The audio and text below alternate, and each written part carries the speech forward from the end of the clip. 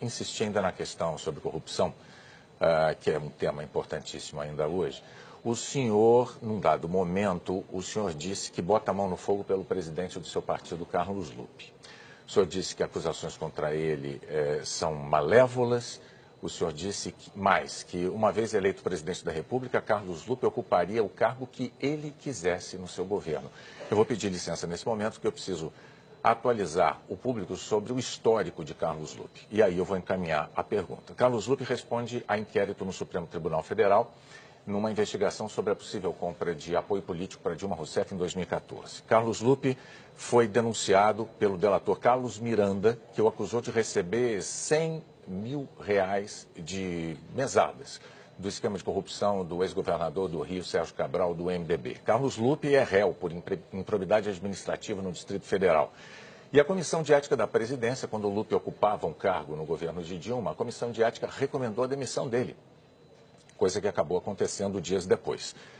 A minha pergunta é a seguinte: qual é a coerência de se dizer intransigente com a corrupção e, ao mesmo tempo, o senhor escolher para integrar o seu governo uma pessoa com um perfil, um histórico como esse de Carlos Lupe, para que ele ocupe o cargo que ele quiser, candidato? Desculpa, eu não escolhi ninguém para ser ministro. Mas o senhor disse que ele ocuparia o cargo que ele quiser. Eu vou repetir, só que não é correto dizer que eu escolhi ninguém para ser ministro, porque eu tenho humildade, estou esperando o povo brasileiro. Estamos falando em termos hipotéticos, o senhor também ainda não foi eleito. Eu estou falando em termos assertivos. Né? Se eu for eleito, o Carlos Lupe terá no meu governo a posição que quiser, porque eu tenho convicção que ele é um homem de bem. Mesmo com essa ficha? A mim me surpreende, na minha opinião, essas informações não estão assentadas, porque a informação que eu tenho é que ele não responde por nenhum procedimento. Não, ele é réu, claro, são todas checadas. Réu ele não é. Ele é réu. Réu, com certeza, ele não é. Então, eu estou surpreendido nesse momento. Eu posso, ao fim da entrevista, até depois, para não tomar o tempo dessa entrevista. E eu ele me comprometo também, e eu me comprometo também a adicionar qualquer esclarecimento necessário no meu site,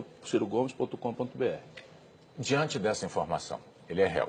Eu estou dizendo para o senhor, se o senhor mantenha a sua posição de oferecer a Carlos Lupe no seu governo o cargo que ele quiser. Eu não ofereci nada a ninguém. Eu espero muito humildemente ter o direito de servir ao Brasil como seu presidente. Mas o Carlos Lupe tem a minha confiança cega. Certo. Cega? O senhor, cega. Absolutamente cega. O senhor chama o presidente Michel Temer, já chamou o presidente Michel Temer de quadrilheiro.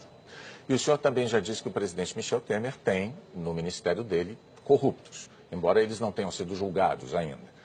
O fato é que, na cabeça de um eleitor, como é que o senhor explica a defesa que o senhor faz de uma coisa para quem é um aliado seu, como Carlos Lupe, e outra coisa para quem é um desafeto seu, como o presidente Michel Temer? Não, os valores que eu defendo são os mesmos. Deixa eu só lhe dizer uma coisa. O presidente Michel Temer, isso é uma desgraça para o nosso país, foi acusado pela Procuradoria-Geral da República e o Supremo pediu autorização 2 vezes para processá-lo. O presidente Michel Temer é uma pessoa acusada formalmente pela Procuradoria-Geral da República por corrupção.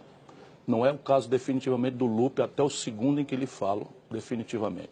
O senhor Michel Temer tem ao seu redor Eduardo Cunha, que já está preso, Gedel, que já está preso, Padilha, que não está preso ainda, mas está ali usufruindo do foro privilegiado, Moreira Franco, que está ali usufruindo do foro privilegiado, todos notórios corruptos da vida brasileira. Ainda falando sobre corrupção, o senhor disse recentemente que alertou o então presidente Lula sobre corrupção na Petrobras. Isso antes da Lava Jato começar. Sobre o presidente da Transpetro, Sérgio Machado, o senhor disse que sabia quem ele era, sabia que ele estava roubando e que disse isso ao ex-presidente Lula, ao então presidente Lula, que mesmo assim manteve no cargo.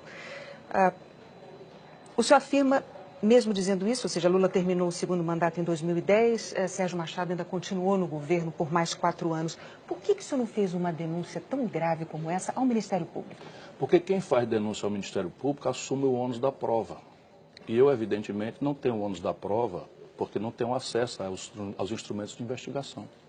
Mas, em outras palavras, o senhor disse, então, que o ex-presidente Lula não fez nada, mesmo alertado pelo senhor. Neste e em muitos outros momentos. Pois é, o senhor disse... Mas não me permita só, porque o senhor, quando mencionou publicamente esse alerta que o senhor teria feito ao ex-presidente Lula... na Carta Capital, pois isso então, é uma coisa notória. Mas então o senhor está dizendo aqui que o senhor não tinha provas das acusações que o senhor estava fazendo. Uma acusação grave, não, candidato? Sim, uma acusação grave. Ao presidente da República. A maior autoridade pública. Vocês imaginam mesmo que um ministro, tomando notícia de uma coisa, tendo mais ou menos evidências, sem as definitivas provas, é ele que cabe representar o Ministério Público ou ele deve reportar ao seu chefe? O senhor acha que, no caso, deveria reportar ao seu Isso chefe? é no mundo inteiro assim. Por quê? Porque senão você assume o ônus da prova, e o ônus da prova você não tem um instrumental investigativo do Ministério Público nem da polícia para fazer.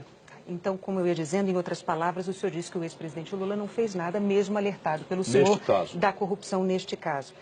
Mas até pouco tempo o senhor elogiava o PT e o ex-presidente Lula e só passou a fazer críticas ácidas ao ex-presidente, ao partido dele, depois que a sua tentativa de aliança falhou.